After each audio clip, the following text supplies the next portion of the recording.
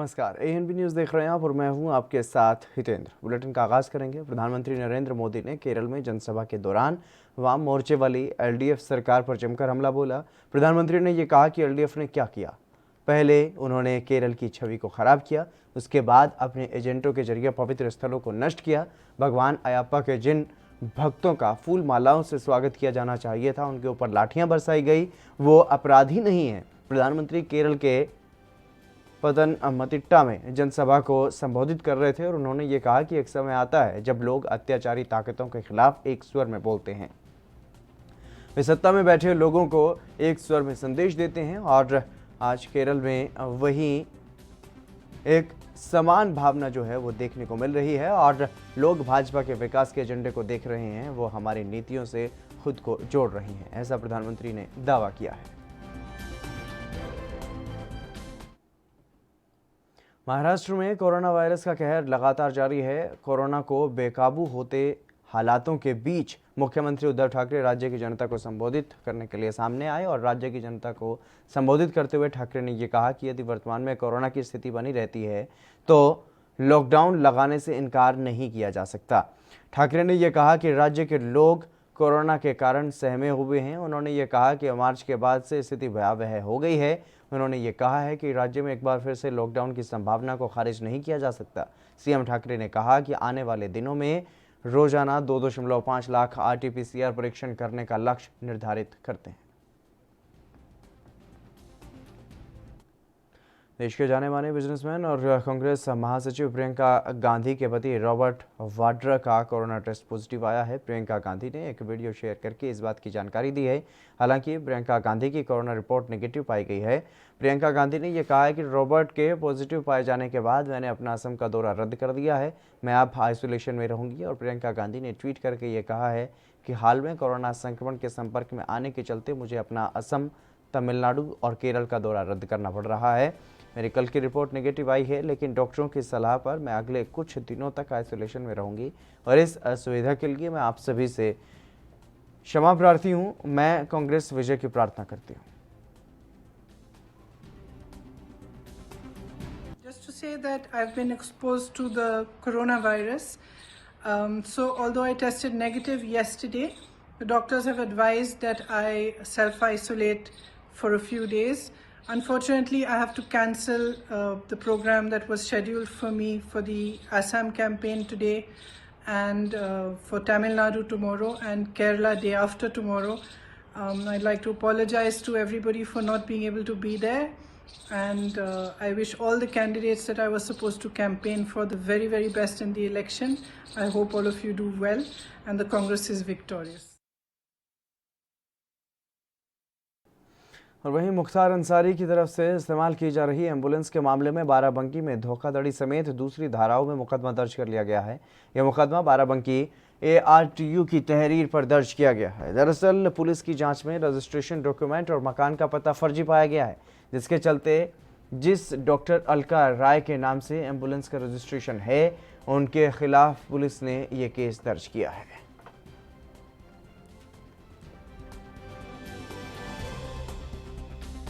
विगत दिनों से मीडिया के माध्यम से एक एम्बुलेंस के बारे में लगातार सूचनाएं मिल रही थी, जिसका वाहन संख्या UP 41807171 एम्बुलेंस परिवहन कार्यालय बाराबंकी में पंजीकृत था। परिवहन विभाग द्वारा इसके बारे में सूचना इकट्ठा की गई। सभी विभाग जो कंसर्न डिपार्टमेंट है, सभी से सूचनाएं लेकर के इसमें जानकारी की गई। तो इसमें जो डॉक्यूमेंट्स लगे थे, जो वाहन रजिस्ट्रेशन कराने के लिए दाता पहचान पत्र, पैन कार्ड और अन्य डॉक्यूमेंट्स, वो जिस पते पर थे वो मकान संख्या 56 उस रफ़ी नगर में स्थित नहीं है। और उसके बाद जो डॉक्यूमेंट्स लगे हैं वो प्रथम दृष्टया फ्रॉड पाए गए हैं, फोर्जरी के पाए गए हैं। इस आधार पे इसमें मुकदमा दर्ज कर लिया गया है। इसमें 419, 20, 67, 68, 71 आदि धाराओं में मुकदमा दर्ज किया गया है। और अब आगे इसमें जितने भी कंसर्निंग लोग हैं जो डॉक्यूमेंट्स फ्रॉड बनाने में Punjab subordinate service selection board ने स्कूल लाइब्रेरियन के पदों पर भर्ती के लिए नोटिफिकेशन जारी करते हुए आवेदन मांगे हैं। लाइब्रेरियन के पदों के लिए ऑफिशियल वेबसाइट पर ऑनलाइन आवेदन की प्रक्रिया 5 अप्रैल 2021 से शुरू की जानी है और आवेदन करने की आखिरी तारीख 26 अप्रैल 2021 है। इच्छुक और पात्र उम्मीदवार 5 अप्रैल से आधिकारिक वेबसाइट पर जाकर के ऑनलाइन आवेदन कर सकेंगे। इस भर्ती के माध्यम से स्कूल लाइब्रेरियन के 750 खाली पड़े हुए पदों को भरा जाना है। जो उम्मीदवार आवेदन करना चाहते हैं वो ऑफिशियल वेबसाइट पर जाकर के डिटेल नोटिफिकेशन देख सकते हैं।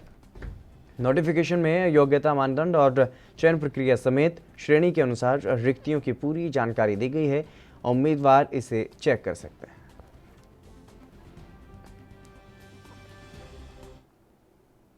हरियाणा में बढ़ते कोरोना के मामलों को देखते हुए सरकार अब भीड़भाड़ वाले इलाकों और सामूहिक कार्यक्रमों पर नया नियम बनाने की तैयारी में है। हरियाणा के गृह मंत्री अनिल विज ने यह कहा है कि सरकार पूरी नज़र बनाए हुए है। वहीं लॉकडाउन जैसी स्थिति पर अभी कोई विचार नहीं किया जा रहा है। इसके अलावा किसान नेता रवि की गिरफ्तारी पर उन्होंने यह कहा कि कानून हाथ में लेने की इजाज़त किसी को नहीं। जो असेंबलीज पर रिस्ट्रिक्शन लगाने पर हम विचार कर रहे हैं कि उसकी सीमा हम सीमित करेंगे, तो उसके बारे में हम विचार कर रहे हैं।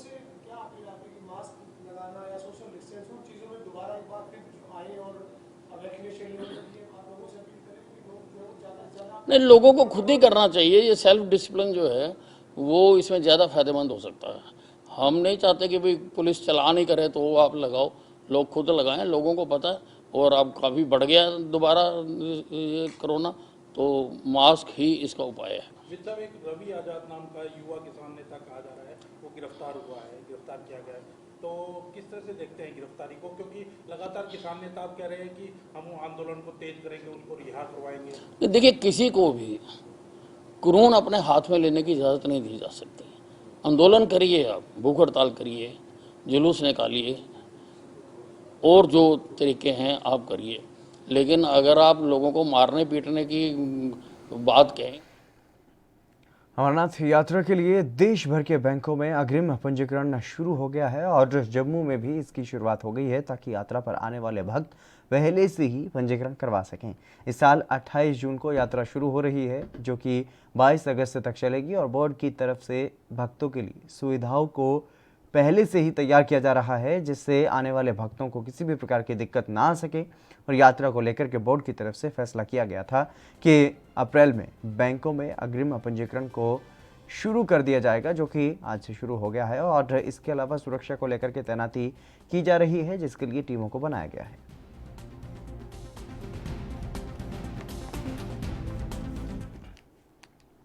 शिवसेना की जम्मू कश्मीर इकाई ने अमरनाथ यात्रा की पंजीकरण प्रक्रिया का स्वागत किया है। शिवसेना ने शिव भक्तों से भारी तादाद में यात्रा का हिस्सा बनने और भोले बाबा का आशीर्वाद प्राप्त करने की अपील की है और इसके साथ ही केंद्र और राज्य सरकार से अमरनाथ श्रद्धालुओं की सुविधाओं को लेकर के उचित कदम उठाने की मांग की गई है। पार्टी प्रदेश अध्यक्ष मनीष साहनी के नेतृत्व में दर्जनों पार्टी नेताओं ने जम्मू कश्मीर राष्ट्रीय राजमार्ग दुरुस्त करने और टोल फ्री करने समेत तमाम मांगों को लेकर के प्रदर्शन किया।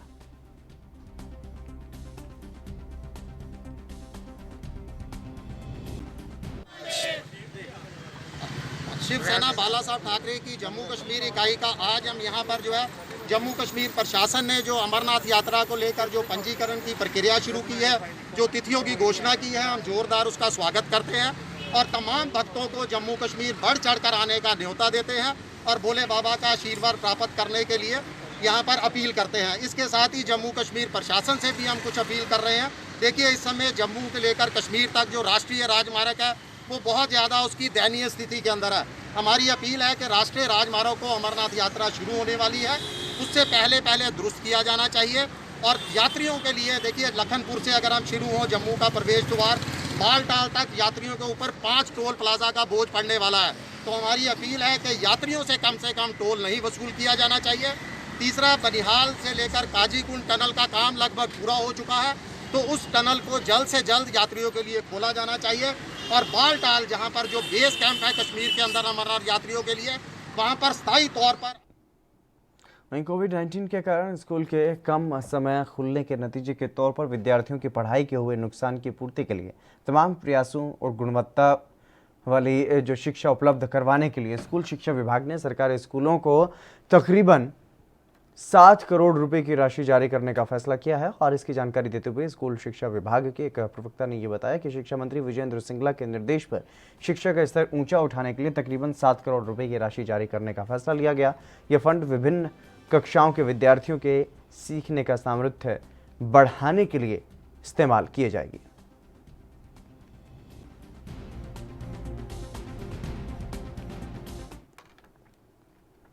हिमाचल में ठियोग के सीपीआईएम विधायक राकेश सिंह और बीजेपी के बीच सियासी बयानबाजी शुरू हो गई है। बीजेपी जिला मंडल के अध्यक्ष ने राकेश सिंह को अपनी जिम्मेदारियों को निभाने में असफल बताया है और इस पर राकेश सिंह ने पलटवार करते हुए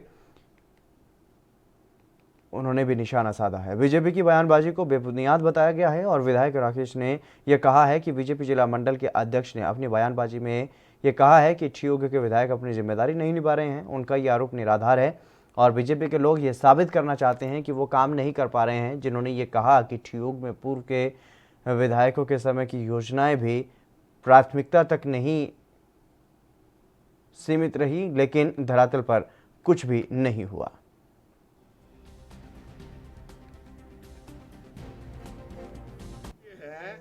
कि ये भारतीय जनता पार्टी इस तरीके से ये पेश करने की कोशिश कर रही है कि ये सबसे नालायक विधायक हमने ठियोग में बैठा दिया है और ये कुछ काम नहीं कर पा रहा है। प्लानिंग में ये अपनी जो स्कीमें प्राथमिकता की है उसको देने में क्या कहते सक्षम नहीं है। इस तरीके की एक धारणा जनता में वो पेश करना चाहे। इसके बारे में भी हम बहुत क्लियर और स्पष्ट बताना चाहते हैं और जिसको सही इसके बारे में जानकारी नहीं है उसकी भी जानकारी हम सही करना चाहते हैं। असल में प्राथमिकता की स्कीम क्या होती है इसमें भी कोई भ्रम नहीं रहना चाहिए और कोई गलतफहमी नहीं होनी चाहिए। हमारा यहाँ पर जो सिस्टम है प्लानिंग का, उस प्लानिंग के सिस्टम में ये है कि जो भी हम कार्य करेंगे, सड़कों का करेंगे, हम पानी का करेंगे, स्कूल का करेंगे या अन्य कार्य करेंगे, उसके लिए जो बुनियादी चीज है वो आपकी एक प्रोजेक्ट रिपोर्ट बनेगी। अब आप जानते हैं हमारे यहाँ पर हिमाचल प्रदेश में या कहीं भी देश के अंदर हमने अगर अपने समाज को आगे ले जाना चाहिए तो ज्यादा से ज्यादा सुविधा पीने की पानी की चाहिए। किसानों का आंदोलन लगातार जारी है। हरियाणा के चरखी दादरी में बढ़ती गर्मी से बचाव के लिए नए इंतजाम किए जा रहे हैं। कितलाना टॉल पर किसानों ने टेंट को हटाकर के बांस और जाली लगाने का काम तेजी से शुरू कर दिया है। किसानों ने धरने पर 3500 स्क्वायर फीट एरिया में बांस लगा करके उसके ऊपर जाली लगाई और खास बात यह है कि ये सब लगाने का काम किसान और मजदूर खुद कर रहे हैं। किसानों का ये कहना है कि चाहे जैसा मौसम हो या फिर सरकार जितनी मर्जी ताकत लगा ले, लेकिन हम तीनों काले कानून रद्द होने तक वापस नहीं हटेंगे।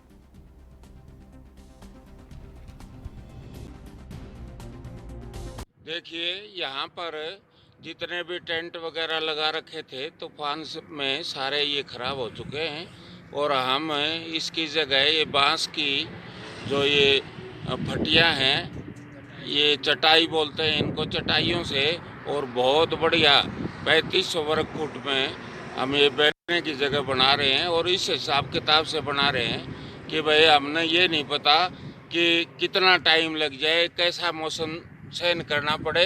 तो इसके लिए हम इसको चारों तरफ से पहले तो गर्मी का बचाव करेंगे, इसके बाद बरसात का बचाव करेंगे, इसके बाद सर्दी के बचाव के लिए हम इस प्रकार का ये बना रहे हैं यहाँ कि किसी किस्म की भी यहाँ किसान भाई। हरियाणा के निवासियों को हर तरह की संपत्ति का पहचान पत्र दिया जाएगा। इसमें सरकारी संपत्ति भी शामिल होगी। सरकारी विभागों की संपत्तियों का स्वामित्व भी पंचायतों और जिला परिषदों से अलग किया जाएगा, जिससे भविष्य में इस तरह की संपत्ति पर किसी तरह का विवाद ना हो। ये बात मुख्यमंत्री मनोहर लाल ने हरियाणा स्वामित्व योजना को लेकर के आयोजित समीक्षा बैठक में कही है। उन्होंने ये कहा है कि चकबंदी का कार्य हर 50 साल के बाद दोबारा करने की ज़रूरत है। चकबंदी कार्य के लिए अलग से काडर बनाया जाएगा और वहीं अब भूमि का मूल्यांकन एकड़ के हिसाब से किया जाए।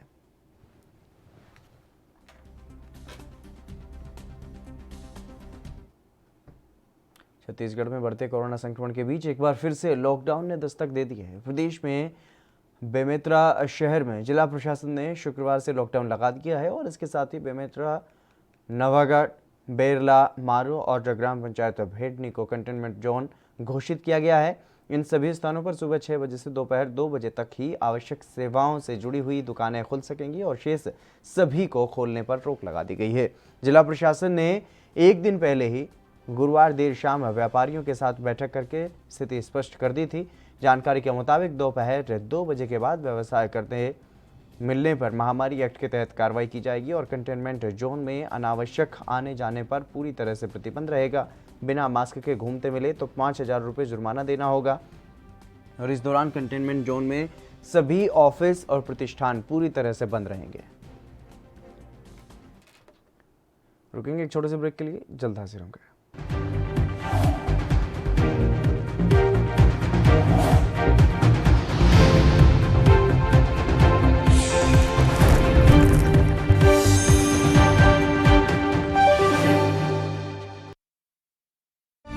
पंजाब दी पहली state law university Shri Guru Tegh Bahadur state university of law दी कीती स्थापना 4 वरियां तो उचेरी सिक्ख्या विच कर रही वाधा पंजाब सरकार। लखनऊ से लेकर चंडीगढ़ तक, मुंबई से लेकर रायपुर तक, क्या है राजनीति की हलचल, क्या है समाज का मिजाज। राजधानी लाइव हम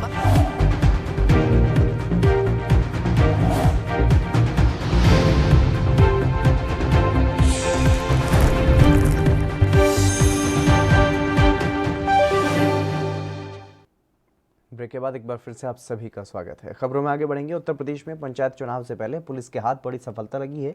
दरअसल हापुड़ में कोतवाली पुलिस ने बुलंदशहर रोड स्थित गांव चितौली मोड़ के पास से 7.70 लाख रुपए के नकली नोटों के साथ 2 तस्करों को गिरफ्तार किया है। आरोपी पश्चिमी उत्तर प्रदेश के अधिकतर जिलों में नकली नोटों की तस्करी करते आ रहे थे और आरोपियों से नकली नोट बनाने में जो इस्तेमाल किए गए हैं उपकरण, चोरी की बाइक, अवैध हथियार, कारतूस और मोबाइल फ़ोन भी बरामद किए गए हैं। इस धंधे से जुड़े अन्य लोगों की तलाश की जा रही है और ये नकली नोट बुलंदशहर के स्याना स्थित एक मकान में तैयार किए जा रहे थे। ये हापुड़ नगर कोतवाली पुलिस ने एक प्रोफेशनल ठग को गिरफ्तार किया और उसके एक साथी को गिरफ्तार किया। ये बहुत ही पेशेवर ठग है। इसके पास से 7,70,000 की नकली fake currency, high quality currency मिली है, जो कि इसने खुद एक सोफिस्टिकेटेड इक्विपमेंट से बनाई है। इसके पास से फर्जी प्रोमिनेंट न्यूज़ चैनल के फर्जी फेक आईडी मिले हैं जो इसने बनवाए थे और वो ये अपने आप को प्रेस का कह के पुलिस चेकिंग के दौरान बचने का प्रयास करता था। साथ ही साथ इसके साथ मल्टीपल फेक आधार कार्ड मिला है इसके पास। लगभग 18-19 मोबाइल फ़ोन चोरी के मिले हैं। हथियार भी मिले हैं जो आप देख सकते हैं। साथ ही साथ करीब 14 राउंड उसको कारतूस भी मिला है। पूछताछ में उसने ये बताया कि ये जो गलिबल लोग हैं, जो मासूम लोग हैं, जो रास्ते में मिल जाते हैं, उनसे ये ठगी करके मोबाइल फ़ोन ले लेता था और उनको एक शीशा पकड़ा देता था जो बैग के अंदर होता था, उसी डायमेंशन का होता था। साथ ही जो फेक करेंसी इसकी है, ये सस्ते दामों में अपने साथियों को बेचता था, उनसे ये प्रॉफिट कमाता था और वे शाम के टाइम जब ये देख नहीं पाते हैं पब्लिक, उन दुकानदारों को ये दे देता था। इसमें इसने मुनाफा कमाता था। ये जेल भी जा चुका है, बिजनौर से जेल गया है, ये मुजफ्फरनगर से जेल गया है और ये बहुत ही प्रोफेशनल ठग है जो आप देख चुके किस तरह की ये ठगी करता है। आज हापुड़ पुलिस को बड़ी सफलता हाथ लगी है। उसने नकली नोट की करेंसी बनाने वाले 2 तस्करों को गिरफ्तार किया है। उनके पास से भारी मात्रा में नकली नोट प्राप्त हुए हैं। नकली नोट 100 के, 500 के और 2000 तक के नोट जो वो बना रहे थे। आपको विशेष एक चीज़ और बता दें कि ये दोनों ही जो तस्कर हैं वो अनपढ़ बताए जा रहे हैं, जो यूट्यूब से अपने नकली नोट बनाते थे, उसी से देख देख के नकली नोटों को बना रहे थे और बाज़ार में उतार रहे थे। अगर सूत्रों की माने तो ये चुनाव में जो आने वाले जो चुनाव हैं उनमें मैंने ये यूज़ होना था इन पैसों का, या जिला पंचायत के लिए पैसों की तैयारी कर रहे थे। मैं श्याम शर्मा, ANB न्यूज़ के लिए हापुड़ से। कृषि कानून के खिलाफ हो रहे किसानों के प्रदर्शन को उधार देने के लिए लगातार किसान नेताओं की महापंचायतों का दौर जारी है।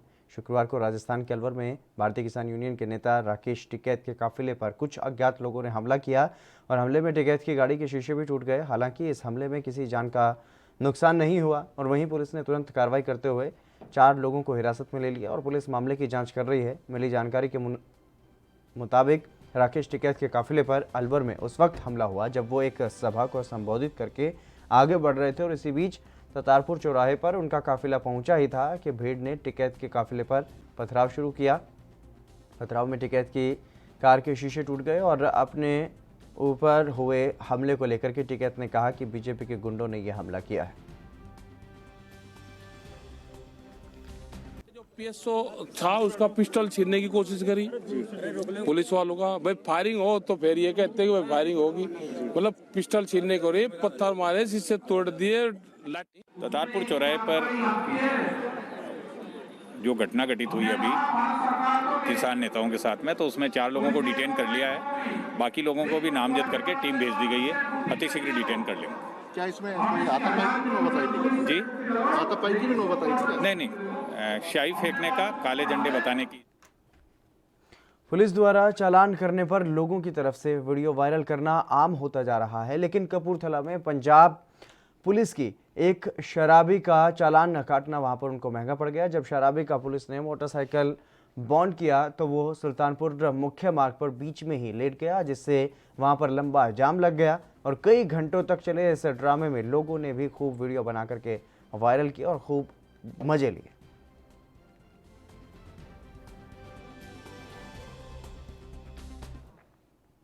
नारनौल से जेजेपी विधायक रामकुमार गौतम की हालत गुरुवार को अचानक से बिगड़ गई है। उनकी गंभीर हालत को देखते हुए उन्हें गुरुग्राम के मेदांता हॉस्पिटल में भर्ती करवाया गया है। उनके फेफड़ों में काफ़ी इन्फेक्शन है और उन्हें सांस लेने में भी काफ़ी परेशानी हो रही थी। रामकुमार गौतम के बेटे रजत गौतम ने ये बताया है कि वो पिछले 3-4 दिनों से कमजोरी महसूस कर रहे थे और जब उनकी जाँच करवाई गई तो टाइफाइड पाया गया और उनके फेफड़ों में भी इन्फेक्शन फैल गया था। 2 दिन पहले ही जब उनकी कोरोना टेस्ट करवाया गया तो उसमें उनकी रिपोर्ट नेगेटिव मिली थी। गुरुवार शाम को करीब 4 बजे उनकी हालत और बिगड़ गई, जिसके चलते उनको मेदांता अस्पताल में भर्ती करवाया गया है।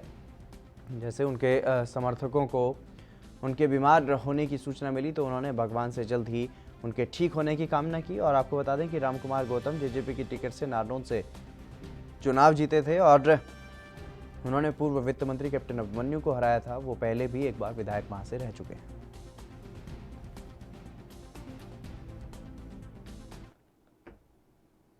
मथुरा नगर मजिस्ट्रेट को अखिल भारत हिंदू महासभा की जिला अध्यक्ष छाया गौतम ने पदाधिकारियों और सदस्यों के साथ मथुरा सिविल लाइन स्थित जिला कलेक्ट्रेट पर नगर मजिस्ट्रेट को ज्ञापन देते हुए ये कहा कि शाही ईदगाह के अंदर मंदिर के कुछ साक्ष्य मौजूद हैं, लेकिन ईदगाह के अंदर कुछ विपक्षियों द्वारा साक्ष्य के साथ छेड़छाड़ की जा रही है और प्रशासन से निवेदन है कि ऐसे तत्वों पर कार्रवाई करके भगवान कृष्ण के साक्ष्य को खत्म ना किया जाए, क्योंकि हमारी याचिका जिला न्यायालय में चल रही है और अगर विपक्षियों की तरफ से ईदगाह में मौजूद साक्ष्य के साथ छेड़छाड़ की गई तो हिंदू महासभा ये बर्दाश्त नहीं करेगी और किसी भी आंदोलन तक जा सकती है।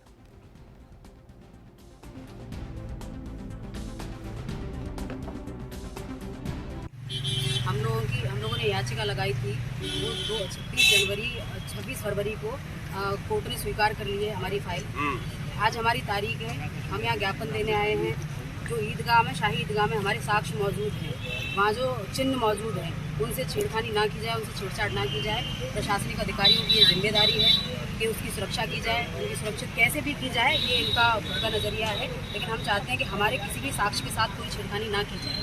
तो क्या आपके पास साक्ष्य है? आपको क्या लगता है क्या ईदगाह जो साक्ष्य हमने न्यायालय में पेश किए हैं वो तो हमारे पास है ही, लेकिन शाही ईदगाह के अंदर। कोरोना के संकट काल के बीच मध्य प्रदेश के कई जिले से लगातार शॉर्ट सर्किट और अज्ञात कारणों के चलते फसलों में आग लगने के मामले सामने आ रहे हैं, जिससे खेतों में खड़ी हुई फसल एक झटके में ही जल करके खाक हो जाती है। इस बीच अब किसान के खेत में आग लगने की घटना का मामला मध्य प्रदेश के दमोह से भी सामने आया है। बता दें कि नौहटा थाना क्षेत्र के चिलोद गांव में एक किसान के खेत में आग लग गई और किसान के खेत में भीषण आग से गेहूं की फसल जल करके खाक हो गई। बता दें कि फसल जलने से सदमे में आकर के किसान ने कीटनाशक पी लिया, जहां पर इलाज के दौरान किसान की मौत हो गई। और मृतक के बेटे रामशंकर और भतीजे पप्पू ने यह बताया कि गेहूं की फसल तैयार थी और 1-2 दिन में कटाई होने वाली थी। पुलिस ने मर्ग कायम करके मामला जांच में लिया है और पुलिस मामले की पूरी जांच पड़ताल अब कर रही है।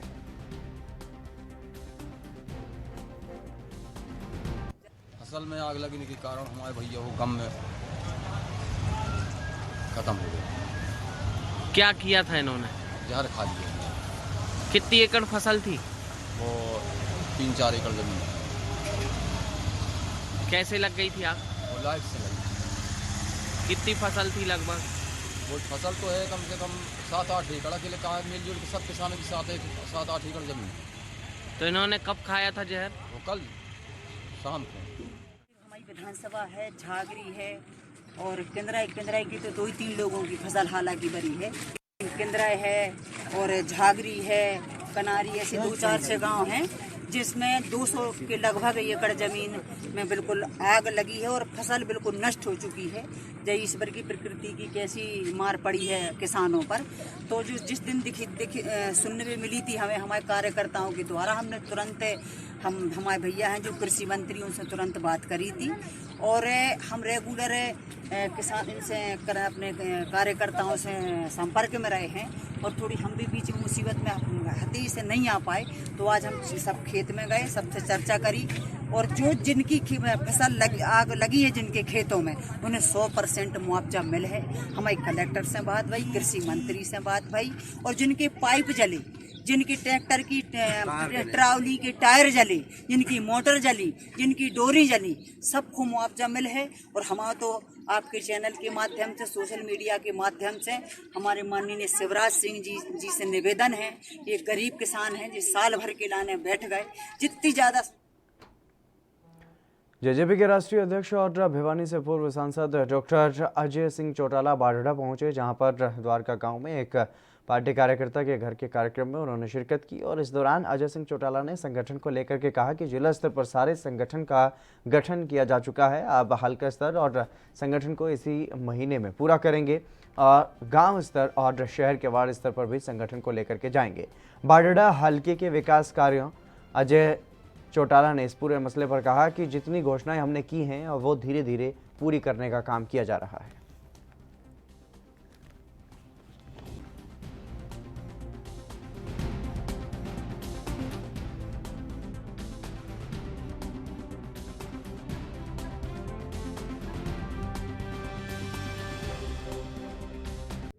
हमने जिला स्तर पे सारे संगठन का गठन कर लिया, अब हल्का स्तर पे इसी महीने में पूरा कंप्लीट करके और इसको गांव स्तर तक ले जाएंगे, शहर के वार्ड स्तर तक लेके जाएंगे।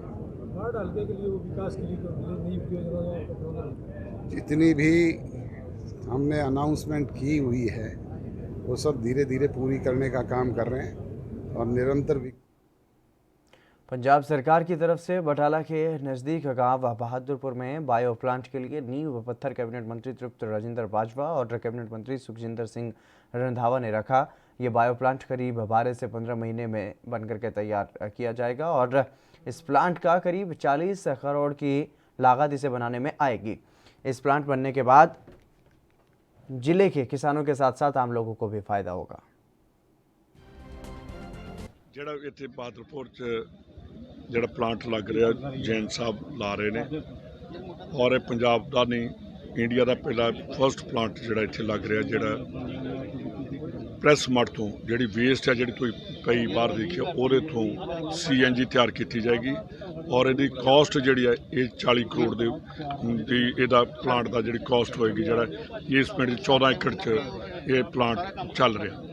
दूसरी चीज़ मैं तुहानूं ये दस्सना चाहुंदा कि इहदे विचों CNG बनेगी, CNG दे नाल ही इत्थे जिहड़ी मनयोर बनेगी जिहनूं खाद कह दिंदे आ, जिहड़ी आपां ऑर्गेनिक फर्टिलाइजर जिहनूं कहने वो भी तैयार की जाएगी और जिहड़ा लिक्विड जिहड़ा इत्थों निकलेगा इहदे विचों ਉਹਦਾ ਜਿਹੜਾ ਉਹ ਸਪਰੇ ਜਿਹੜਾ ਖੇਤਾਂ ਨੂੰ ਉਹਦੇ ਤੋਂ ਕੀਤਾ ਜਾਏਗਾ। ਉਹ ਜਿਹੜਾ ਤੁਸੀਂ ਯੂਰੀਆ ਦਾ ਕਰਦੇ ਹੋ ਜਾਂ ਕੋਈ ਹੋਰ ਕਰਦੇ ਹੋ ਜਾਂ ਉਹਨੂੰ इंसेक्टिसाइड कह देने जी स्प्रे जो दवाइयां का ਉਹਦੇ ਨਾਲ।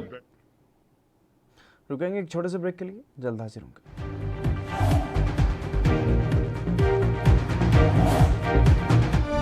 नौजवान पीढ़ी ਨੂੰ ਫੌਜ ਵਿੱਚ ਭਰਤੀ ਦੀ ਤਿਆਰੀ ਕਰਵਾਉਣ ਲਈ Sardar Bahadur Amin Chand Soni armed forces preparatory institute ਦੀ ਸਥਾਪਨਾ ਹੁਸ਼ਿਆਰਪੁਰ ਜ਼ਿਲ੍ਹੇ ਵਿੱਚ ਕੀਤੀ ਜਾ ਰਹੀ ਹੈ। 4 ਵਰਿਆਂ ਤੋਂ ਦੇਸ਼ ਪ੍ਰੇਮ ਦੀ ਭਾਵਨਾ ਪ੍ਰਫੁੱਲਤ ਕਰਦੀ ਪੰਜਾਬ सरकार।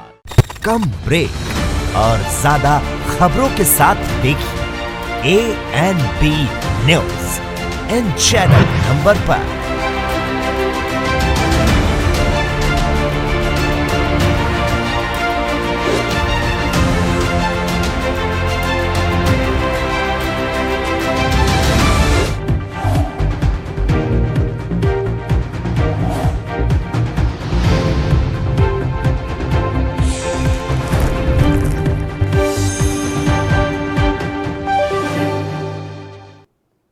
के बाद एक बार फिर से आप सभी का स्वागत है। खबरों में आगे बढ़ेंगे। हरियाणा शिक्षा विभाग ने आगामी सेशन 2021-22 के आवेदन को लेकर के मॉडल संस्कृति स्कूलों के लिए एक नोटिस जारी किया है और आपको बता दें कि ये नोटिस 136 राजकीय मॉडल संस्कृति वरिष्ठ माध्यमिक विद्यालयों और 1481 राजकीय मॉडल संस्कृति प्राथमिक विद्यालयों को भेज दिया गया है।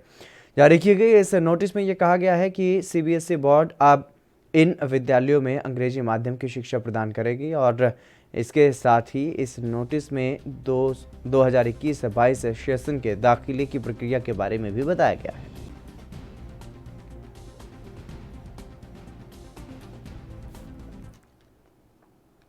मध्य प्रदेश के इंदौर में कोरोना गाइडलाइन का पालन नहीं करने वालों पर प्रशासन सख्त होता हुआ नजर आ रहा है और इसी के चलते इंदौर में कोविड गाइडलाइन का पालन नहीं करने वालों पर पुलिस ने कार्रवाई करते हुए अस्थायी जेल भेज दिया। आपको बता दें कि खजराना थाना क्षेत्र में बगैर मास्क के घूमने वाले 20 लोगों पर थाना खजराना प्रभारी ने धारा 151 के तहत कार्रवाई करके अस्थायी जेल उन्हें भेज दिया है। गौरतलब है कि सेंट्रल जेल के पास स्नेहलता गंज में स्थित गुजराती समाज अतिथि गृह अस्थायी जेल बनाया गया है और वहां पर जेल विभाग के कर्मचारियों ने व्यवस्थाएं संभाल ली। त्रिस्तरीय पंचायत चुनाव को लेकर के यूपी की गोंडा पुलिस ने बड़ी कार्रवाई की है। गोंडा पुलिस ने 254 लोगों को 24 घंटे के अंदर गिरफ्तार करके जेल भेज दिया है। 68 वारंटी और 21 शस्त्र अधिनियम, 12 व्यक्ति वांछित, 32 अवैध शराब, 121 विभिन्न निरोधात्मक कार्रवाई में गिरफ्तार किए गए हैं और पुलिस ने ऐसे लोगों के खिलाफ अभियान चला करके इन्हें गिरफ्तार किया है। गोंडा SP संतोष कुमार मिश्र ने इस बाबत जानकारी मीडिया से साझा की है।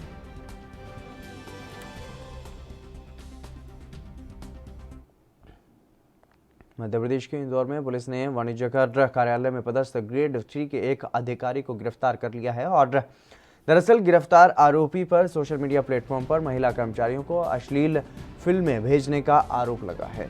बता दें कि आरोपी ने व्हाट्सएप पर एक ग्रुप बनाया हुआ था जिसमें कमिश्नर कार्यालय के कर्मचारियों को जोड़ करके महिला कर्मचारी पर आपत्तिजनक टिप्पणी की गई और साथ ही ग्रुप में अश्लील फिल्में भेजने के साथ इंदौर कमिश्नर के ट्रांसफर की धमकी भी देता था। बताया जा रहा है कि पकड़ा गया आरोपी साइको है। हालांकि आरोपी को गिरफ्तार करके पुलिस मामले की जांच में जुट गई है।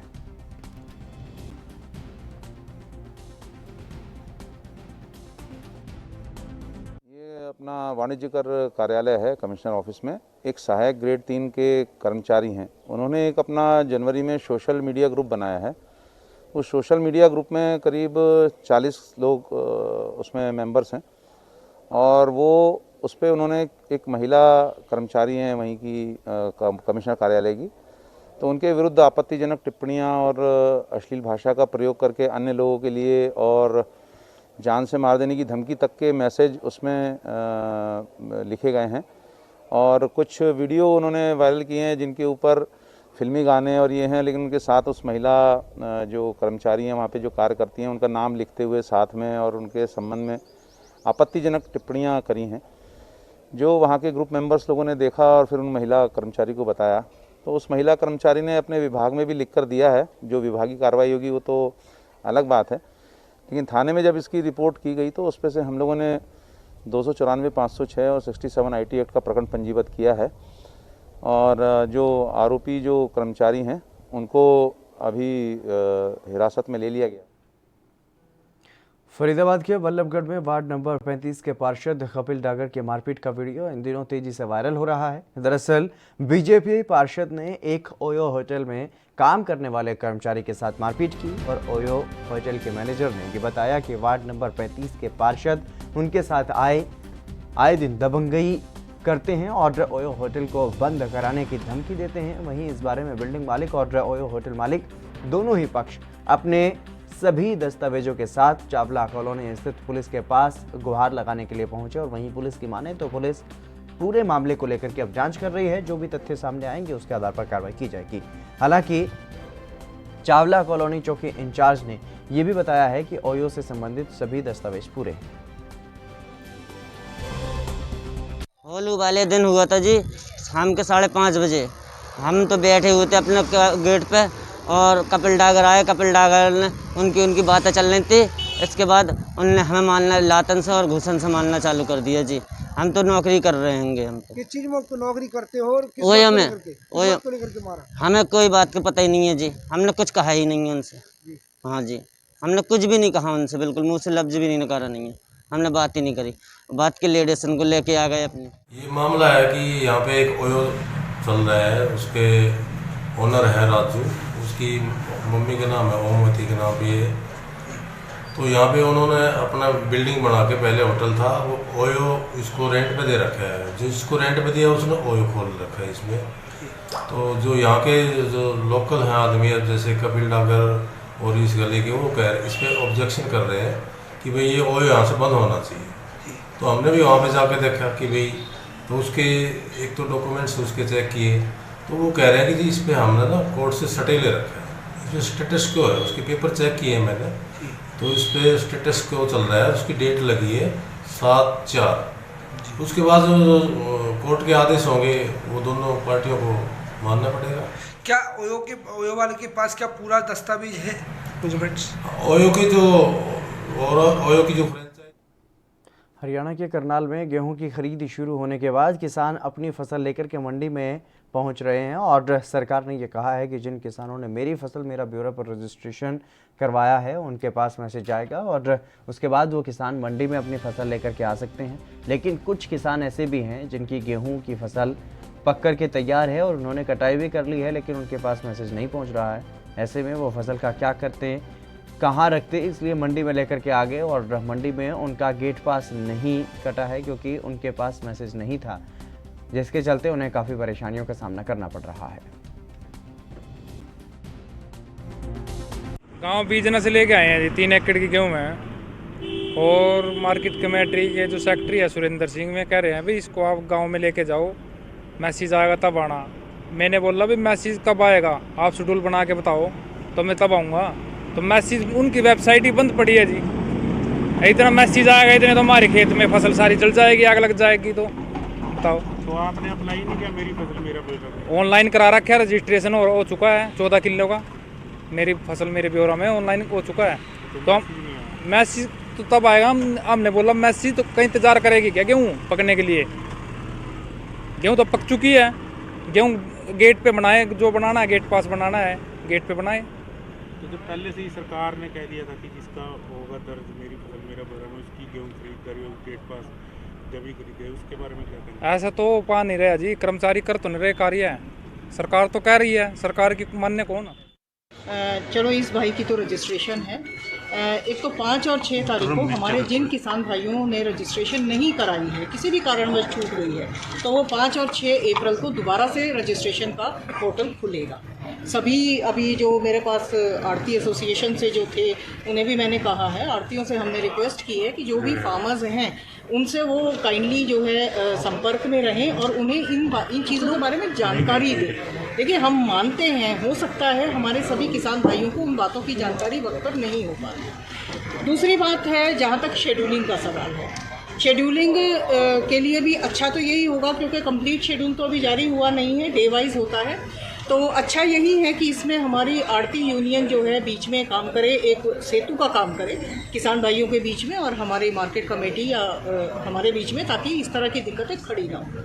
अब तीसरी बात, अगर शेड्यूल पे नाम नहीं है, अब ये 2 इसमें समस्याएं हो सकती हैं। एक तो ये है कि किसान के पास मैसेज पहुंच गया लेकिन उस दिन उसकी फसल नहीं कट पा रही या उसे कंबाइन नहीं मिल रही, जो भी, तो उस वहीं मध्य प्रदेश के रीवा जिले के नईगढ़ी थाना क्षेत्र में भतीजे के द्वारा चाचा की हत्या का मामला सामने आया है। मृतक रामराज पटेल के बेटे का ये कहना है कि मृतक और मृतक के भाई का जमीनी विवाद चल रहा था, जिसकी वजह से मृतक की हत्या उनके भतीजे ने ही की है। बेटे का ये कहना है कि मौत से पहले उनके पिता से बात हुई थी, उन्होंने ये कहा था कि उन्हें जान से मारने की धमकी मिल रही है, जिसके बाद उनकी मौत की खबर सामने आई।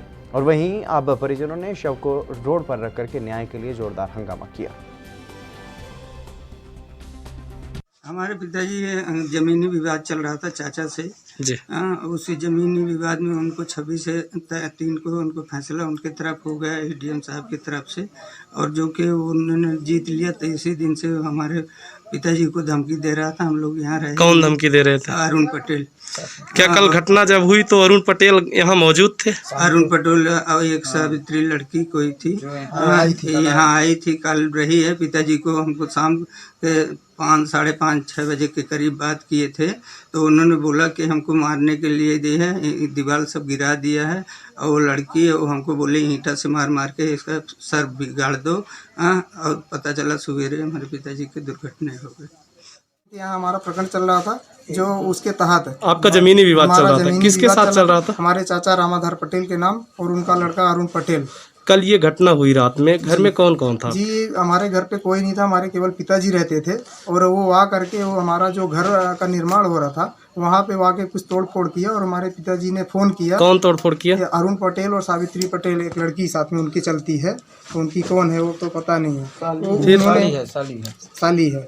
उन्होंने आकर के और तोड़ फोड़ किया और मेरे पिताजी को धमकी दिए। तब मेरे पिताजी, मैं केस भी एक तरफा जीत लिया हूँ, और ये तुम लोगों को भी एक एक करके सबको मार दूंगा, और जिसके तहत हम लोग को सूचित किए हमारे पिताजी कल शाम को कि कोई ना कोई आ जाओ वरना मुझे मार देगा वो। पिताजी आपको फोन किए? जी हमारे पिताजी फोन किए थे किसी के मोबाइल।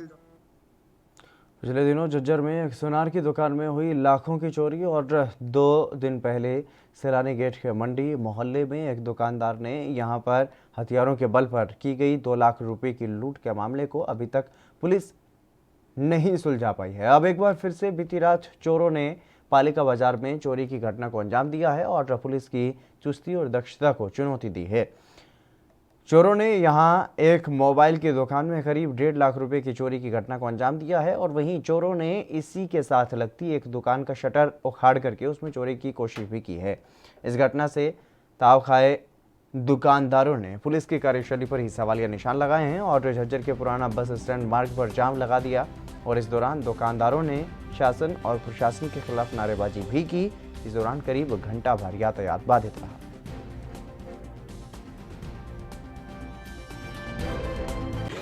रात को मोबाइल रिपेयरिंग की दुकान थी, उसके शटर तोड़ दिए और कुछ रिपेयरिंग के लिए रखे हुए मोबाइल 4 हो गए। तो गश्त वगैरह नहीं थी क्या सर? गश्त है जी, पेट्रोलिंग है, जिप्सी आती जाती भी है। जब भी गाड़ी आई है या राइडर आया है तो ये साइड जाम भी लगाया था? हाँ जाम भी लगाया। किस आश्वासन पर खोला सर? पंजाब में पटियाला के फवारा चौक पर एक ट्रक रेत का भरा हुआ बस में टकरा गया, जिस कारण ट्रक का काफ़ी नुकसान हुआ और गनीमत रही कि कोई भी यात्री हताहत नहीं हुआ। और मौके पर पहुंची पुलिस ने मामला दर्ज करके आगे जांच शुरू कर दी है और हादसे का कारण तेज रफ्तार को बताया जा रहा है। वहीं ट्रक चालक ने अपनी सफाई में यह कहा है कि यह कसूर बस चालक का है जिससे ब्रेक नहीं लगा।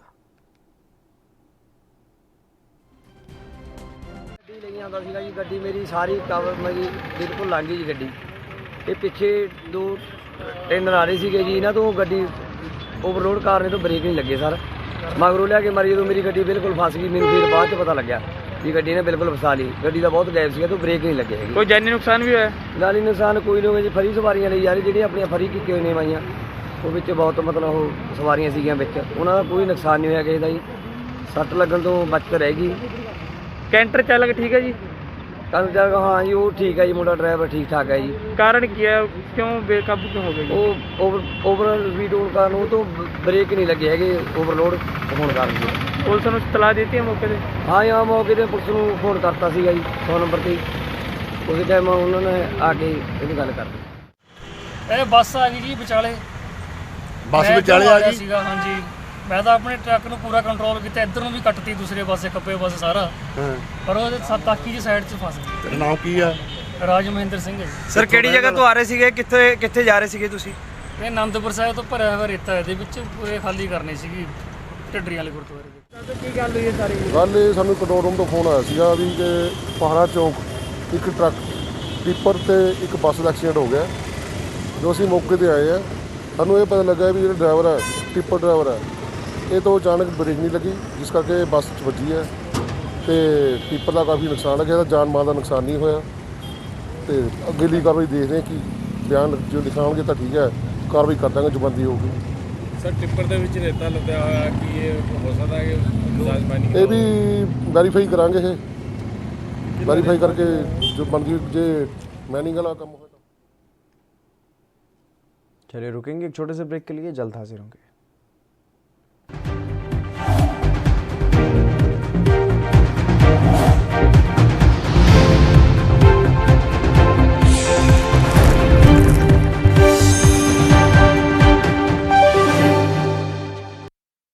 कम ब्रेक और ज्यादा खबरों के साथ देखिए ANB news in channel number पर।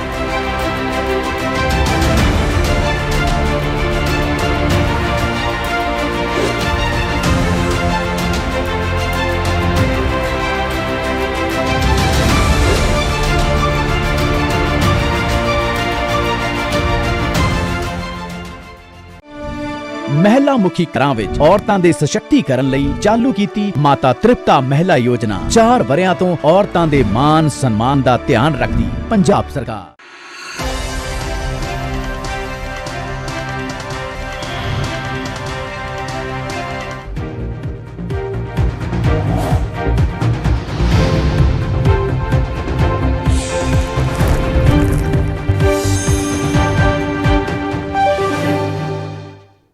ब्रेक के बाद एक बार फिर से आप सभी का स्वागत है। खबरों में आगे बढ़ेंगे। झज्जर जिले के स्वास्थ्य विभाग की टीम ने एक लिंग जांच गिरोह का भंडाफोड़ किया है और इस गिरोह के तार यूपी से जुड़े थे, जो कि गर्भवती महिलाओं के गर्भ में पल रहे बच्चों के लिंग की जांच मोटी रकम लेकर के करते थे।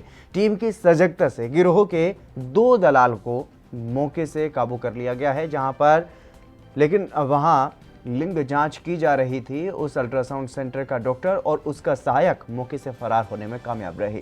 विभागीय टीम ने मौके से 2 गर्भवती महिलाओं को भी काबू किया है, जो कि अपने गर्भ में पल रहे बच्चों की जांच करवाने के लिए अल्ट्रासाउंड सेंटर पर गई थी। हमारे सिविल सर्जन सर को एक इन्फॉर्मेशन मिल रही थी कि गाजियाबाद के एरिया में यूपी में कुछ सेक्स सिलेक्शन का रैकेट चल रहा है। तो सर ने उसी को रैकेट को तोड़ने के लिए एक टीम का गठन किया। उस टीम की रिसिपिएंट नोडल ऑफिसर में मेरे साथ डॉक्टर रवि गोदारा और हमारा सहायक स्टाफ, हम लोग यहाँ से निकले। यहाँ से निकलने के बाद हम लोगों को उस दलाल के द्वारा दिल्ली में बुलाया गया। दिल्ली में उसने कहा कि आप उद्योग विहार मेट्रो स्टेशन के पास में इंतजार करें। मुझे 37,000 की राशि मांगी। टीम राशि के नंबर मार्क करने के बाद वहाँ पर पहुँची। वहाँ पर वो 2 दलाल आए, उन्होंने वो पैसे ले लिए। हमारी प्रलोभन ग्राहक जो थी वो उन्होंने कहा कि प्रलोभन ग्राहक किसी अन्य आदमी के साथ वहाँ से आगे ट्रैवल करेगी। तो इस तरह से वहाँ पर बातचीत होने लगी कि हम लोग उद्योग विहार के एरिया में करवाएंगे अल्ट्रासाउंड। फिर उनकी किसी से कन्वर्सेशन हुई फ़ोन पे, तो उन्होंने कहा नहीं, यहाँ पॉसिबल नहीं है, हम यूपी करवाएंगे अल्ट्रासाउंड। तो यूपी में करने के लिए हम लोग टीम ने यहाँ पर इनको इशारा किया कि ठीक है, जहाँ करवाना चाहते हैं वहाँ करवाएं। और वो लोग हमारी ही गाड़ी में बैठ के जिसमें मध्य प्रदेश के रीवा जिले के अंतर्गत जवा थाना क्षेत्र के जनकहाई गांव में गांजे की खेती का खुलासा हुआ है। दरअसल गेहूं और सब्जियों की फसल के बीच में गांजा के पौधे लगा करके 1 साल से खेती करने वाले किसान की यहां पर पुलिस ने छापेमारी की और छापेमारी के दौरान 2000 गांजे के पौधे बरामद किए गए, जिनकी कीमत करीब 10 लाख के आसपास बताई जा रही है। और वहीं गांजे के साथ एक आरोपी युवक को भी गिरफ्तार किया गया है। बता दें कि पुलिस फरार आरोपियों की तलाश में जुटी हुई है। ग्राम जनकाई, वहाँ पर हमें मुख्य द्वारा सूचना मिली थी कि कुछ लोग वहाँ पर अपने घर के पास में खेती है, वहीं पर फसल के साथ ही गांजे की खेती कर रहे हैं। काफ़ी मात्रा में गांजे के हरे पेड़ लगे हुए हैं। तो सूचना पर रेड कार्रवाई की गई वरिष्ठ अधिकारियों को अवगत कराकर। तो वहाँ पर काफ़ी मात्रा में हरे गांजे के पेड़ बरामद हुए हैं। गांजे की मात्रा कितनी होगी? गांजे की मात्रा लगभग 2 क्विंटल के करीब है। यूपी में पंचायत चुनाव की अधिसूचना जारी होने के बाद गोंडा जिले में जिलाधिकारी और पुलिस अधीक्षक के निर्देश पर पुलिस चेकिंग अभियान चला रही है। अभियान के दौरान पुलिस और जिला प्रशासन को बड़ी कामयाबी हाथ लगी है। पुलिस प्रशासन की तरफ से कई स्थानों पर नाकेबंदी करके वाहनों की चेकिंग की गई। इस दौरान धानेपुर पुलिस को एक गाड़ी से 7 लाख रुपए की नकदी जो है वो बरामद हुई है और पुलिस प्रशासन इसे त्रिस्तरीय पंचायत चुनाव में इस्तेमाल करने की नीयत से ले जाने का प्रकरण मान रही है। पंचायत चुनाव को मद्देनजर रखते हुए शांतिपूर्ण मतदान संपन्न कराने के लिए पुलिस अधीक्षक गोंडा महोदय के निर्देशन में लगातार सघन चेकिंग की जा रही है, जिसमें संदिग्ध व्यक्ति, संदिग्ध वाहन का पूरे जनपद में अभियान चल रहा है। इसी अभियान के तहत थानेपुर के थानाध्यक्ष द्वारा एक वाहन को चेक किया जा रहा था। उसी वाहन से जो है रहमतुल्ला नाम का व्यक्ति, जो गाड़ी में 7 लाख रुपए रखा हुआ था, वो कोई आय का स्रोत या उस तरह का कोई स्रोत नहीं बता पा रहा है। उस पैसे को जो है डीएम साहब को अवगत कराते हुए सीज किया जा रहा है और ये अभियान हमारा पूरा निरंतर चलता रहेगा पूरे ज़िले में, और ताकि जो है किसी प्रकार की कोई इस तरह की घटना घटित ना हो।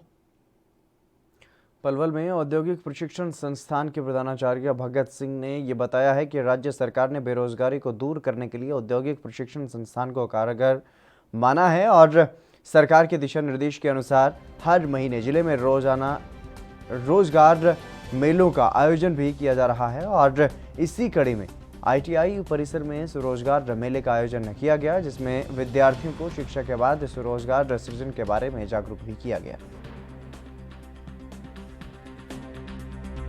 आज संस्थान में स्वरोजगार मेले का आयोजन किया गया है, जिसके तहत हमने यहाँ पर जिले के जो बैंक हैं उनको बुलाया गया है। जिला उद्योग केंद्र जो उद्योग से संबंधित हैं उनको यहाँ बुलाया गया है और छात्रों को स्वरोजगार में उद्योग लगाने के लिए प्रेरित करने के लिए उनको यहाँ आज इस मेले या कैंप का आयोजन किया गया है, जिसके तहत इस संस्थान के पासशुदा छात्र और जो फाइनल ईयर में हमारे जो पास होने वाले हैं उन छात्रों ने भाग लिया है, जिसके में हमारे जो छात्र पुराने हैं जिन्होंने पास आउट होकर लघु उद्योग लगाए हैं उनको भी इस मेले में आयोजन किया गया है, ताकि वो छात्रों को ये बताएं कि हमने किस किस बैंक के माध्यम से लोन लेके सरकार की जो स्कीमें हैं उनका लाभ लेकर हमने खुद उद्योग लगाए हैं और आज हम छात्रों को खुद रोजगार दे रहे हैं। इसी कड़ी में इस मेले के से हमारे छात्रों ने काफ़ी उनसे लोन वगैरह के बारे में अधिकारियों से और जिला उद्योग केंद्र में सरकार की जो स्कीम है उसके माध्यम से काफ़ी प्रेरित हुए हैं और हमें उम्मीद है भविष्य में हमारी ITI से पासशुदा छात्र रोजगार के पीछे ना भागकर वो स्वयं रोजगार देने वाले बनेंगे। स्टेनोग्राफर की छात्रा हूँ और यहाँ पर स्वरोजगार मेला लगा हुआ है, जिसमें बैंकों के अधिकारी आए हुए हैं और जिन्होंने हमें लोन के बारे में अवगत कराया है और जैसे ही हम अपनी गवर्नमेंट ITI पलवल से पास आउट होंगे उसके बाद हम रोजगार की तरफ ना भागकर स्वयं का रोजगार स्थापित करने की पूर्ण। मध्य प्रदेश के शिवपुरी के जिला अस्पताल में मरीजों के साथ होने वाले अमानवीय बर्ताव को वहाँ पर किसी से वो छुपे नहीं हैं, चाहे डॉक्टर हों या फिर अस्पताल प्रबंधन, सभी मरीजों के साथ गैर जिम्मेदाराना रवैया अपनाते रहे हैं। और ऐसा ही एक मामला अब सामने आया है। डिलीवरी के लिए वहाँ पर जब महिला गई तो जिला अस्पताल के मेन गेट के अंदर ज़मीन पर ही एक बच्ची को जन्म दे दिया। डिलीवरी के बाद अस्पताल का कोई भी डॉक्टर या फिर स्टाफ सुध लेने तक नहीं पहुंचा और महिला ज़मीन पर ही 15 से 20 मिनट तक तड़पती रही। जब इस बात की सूचना मीडिया को लगी तो मीडिया ने प्रसूति इकाई में जाकर के ये बताया कि बाहर एक महिला की डिलीवरी हो गई है और तब कहीं जाकर के 2 महिला स्टाफ तत्काल उसको स्ट्रेचर पर लेटा करके ले गई और वार्ड में शिफ्ट किया गया। क्या ना क्या चाहेंगे, ये सुनते ही नहीं है। हम 2-4 बार आए थे इधर बुलाने के लाने, कोई की सुनते ही नहीं है ये लोग। आपको कितना समय हो गया था आपको यहाँ पे आए? हमें हो गया था कम से कम, मैं 15 मिनट से फिर रहा था इधर। अच्छा, इसके बाद भी किसी ने नहीं सुना यहाँ पे? किसी ने नहीं सुना। और स्ट्रेचर भी आप खुद लेके आए थे? हाँ, मतलब गाड़ी गई थी हमें लाने। हाँ हाँ। यहाँ से बाहर से आप अपनी बाइक को कैसे लेके आए हो? वैसे लाए थे, हम पकड़ के लाए थे। तुम ही लेके आए थे? स्टाफ था यहाँ का जो सरकारी अस्पताल का जो स्टाफ? नहीं, हम ही लेके आए थे वहाँ तक। नहीं था मतलब? नहीं था ना। और स्ट्रेचर कितनी देर बाद मिली आपको? मतलब ये स्ट्रेचर आपको जो ये गाड़ी होती है वो कितने टाइम बाद मिली? 15 मिनट बाद। 15 मिनट तक आपकी बाइक तड़पती रही गेट पर ही? हाँ। बाइक के साथ और कौन कौन आया है? बड़ी मम्मी। मध्य प्रदेश के भिंड में होली के 5 दिवसीय पर्व का आखिरी दिन था और जिसे रंग पंचमी भी कहा जाता है। इसी कड़ी में ग्रामीण क्षेत्रों में अद्भुत नज़ारा भी देखने को मिला। इस दौरान तमाम संगठनों ने रंग पंचमी का त्यौहार बड़ी धूमधाम से मनाया और प्रसिद्ध बड़े मंदिर में भगवान श्री राम की पालकी में शोभा यात्रा भी निकाली गई, जिसमें भक्तों ने भगवान श्री राम के साथ गुलाल और अबीर से होली खेली। होली के 5 दिवसीय पर्व का आज अंतिम दिन था, जो कि रंग पंचमी के रूप में मनाया जाता है। आज के दिन भिंड शहर ही नहीं बल्कि भिंड जिले से अलग अलग स्थानों से रंग पंचमी का त्यौहार मनाने की खबरें आईं, जिसमें यहाँ बुंदेलखंड में जो भिंड आता है उसकी मुख्य पहचान होती है फाग से। ये एक गीत होता है जिसे लोग मिलकर सामूहिक रूप से ढोलक की ताल पर फाग के गीतों का आनंद लेते हैं, जिसे सुनने के लिए कई श्रोता भी आते हैं। बात की जाए भिंड जिले के रौन तहसील की, तो वहाँ पर बड़े मंदिर पर जो भगवान श्री राम का मंदिर है, वहाँ प्रतिवर्ष भगवान श्री राम नगर के लिए विचरण करते हैं। पालकी में बैठकर भक्त उन्हें आज रंग पंचमी के दिन घुमाते हैं शहर में, और जो भी भक्त हैं उनके गुलाल और अमीर के साथ भगवान श्री राम के साथ होली भी खेलते नजर आए। बात की जाए देहात क्षेत्र की, ग्रामीण क्षेत्र की, तो वहाँ पर खासकर कार्यक्रम जो फाग का कार्यक्रम होता है, फाग गाने का कार्यक्रम होता है, वो जगह जगह दिखाई और सुनाई दिया। साथ ही आज रंग पंचमी के दिन जो होली मिलन समारोह के कार्यक्रम होते हैं, आज आखिरी दिन होने के नाते सभी संगठन, चाहे वो ब्राह्मण सभा हो या क्षत्रिय महासभा हो, सभी संगठनों ने अपने अपने तरीके से रंग पंचमी के दिन होली मिलन समारोह रखा। ANB न्यूज के लिए कैमरा पर्सन के साथ प्रदीप राजावत, भिंड।